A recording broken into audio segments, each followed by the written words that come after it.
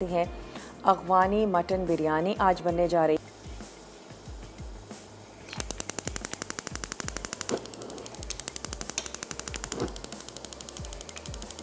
चलिए जी, आधा कप इसमें चला गया ऑयल और आपने ले लेनी है 2 अदद दरमियाने साइज़ की प्याज। इसको कर लेते हैं स्लाइस। जब भी आपको प्याज सुर्ख करनी है आप उसको इस तरीके से स्लाइस करेंगे और जब आपको रिंग्स काटने हों तो फिर जहाँ से प्याज स्टार्ट हो रही है वहाँ से आपने उसके रिंग्स काट लेने। तो प्याज की कटिंग से भी बहुत फ़र्क पड़ता है। यही वजह है कि कोरमे की जो प्याज है वो हम अपने घर में सिर्फ उन लोगों के से कटवाते हैं जो बहुत माहिर होते हैं। यहाँ पर हम उसको स्लाइसर से काटना पसंद करते हैं। बहुत ही बारीक सी प्याज उसके लिए हमें चाहिए होती है ताकि हम उसका चूरा तैयार कर लें। तो ये दरमियाने साइज़ की प्याज थी जिसको हमने सिंपली स्लाइस करके अच्छा सा नाइस सा गोल्डन कलर दे देंगे। बिरयानी बनने जा रही है और कोरमे में जो कलर आएगा वो इस प्याज से ही आएगा।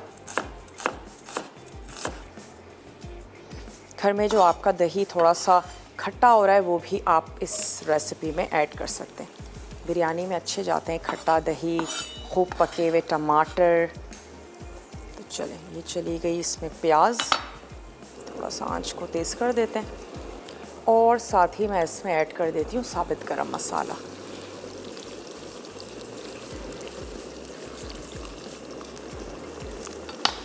दो अदद ऐड कर देते हैं बड़ी इलायची, एक दालचीनी का टुकड़ा है, छोटी इलायची, लौंग और तेज़पत्ता।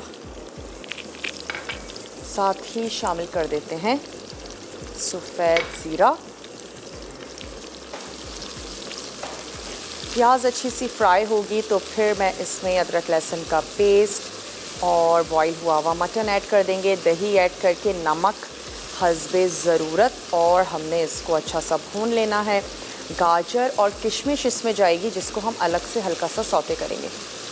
अगर आपको सिर्फ गोल्डन रेजिन्स पसंद हैं आप गोल्डन का इस्तेमाल कर लीजिए। मैंने ब्लैक भी ले लिए हैं, उससे ये होगा हमारे प्लेटर पे अच्छा सा खूबसूरत सा कलर आ जाएगा। उसके बाद मैंने यहाँ पर इसकी आंच को बंद कर दिया ताकि हम इसमें दही ऐड करें। ब्रेक में मैंने इसमें मटन शामिल कर दिया था और साथ ही ऐड कर दिया अदरक लहसुन का पेस्ट।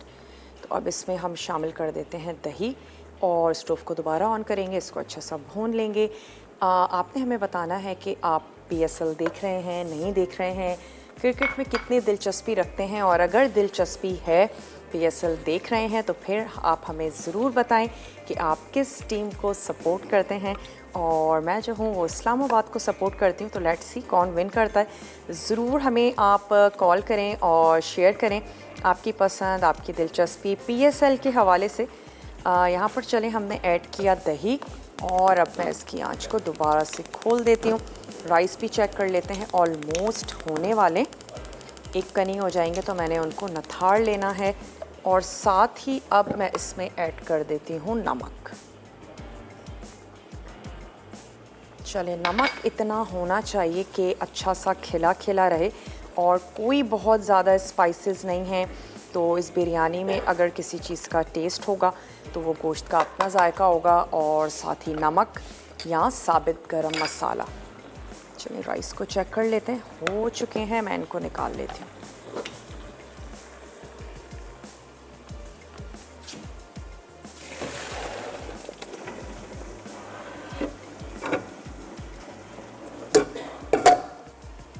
चलिए जी, इनको कर लेते हैं अपने करीब। और क्या करना है, हमने तह लगा देंगे। जैसे ही हमारा मटन अच्छा सा भुन जाता है मैं ये राइस ऐड करके इसको तह लगाऊंगी। और जब हम इसको सर्व करने जा रहे होंगे तो फिर फ्राई हुए हुए किशमिश और साथ ही कद्दूकश करके हमने गाजर ले लेनी है, उसको हम हल्का सा फ्राई कर लेंगे और उसके साथ हम इसको सर्व कर देंगे। ऐड कर देते हैं ये बॉयल हुए हुए राइस। और इसका एक ही स्टेप रह गया है, वो भी हम कर लेंगे कि हम कैरेट और रेजिन्स को हमने फ्राई करना है और बिरयानी के साथ उसको सर्व करना है। तो चलें इसको रख लेते हैं एक तरफ। इसको मैं यहाँ पर कवर कर देती हूँ और चावलों को लगा देंगे दम तकरीबन 10 से 15 मिनट। और अब आ जाएंगे हम अपनी दूसरी रेसिपी की तरफ, जो कि है बेसन की ग्रेवी। और सबसे पहले हमने उसकी तैयार कर लेनी है कतलियाँ। चलें, यहाँ पर इसको कवर कॉल किया। मैं चाहूँगी ज़रूर सवाल का जवाब दें। आज क्या सवाल है? आज का सवाल ये है कि बेसन किस चीज़ से तैयार किया जाता है? चने से। चने से। चलें, आपका जवाब हमने नोट कर लिया है। और कोई सवाल करना चाहेंगी? कोई फरमाइश करना चाहेंगी आप इतना अच्छा स्पेशली? सब कुछ बनाना सिखा देते हैं आप सारे शेफ को कुछ।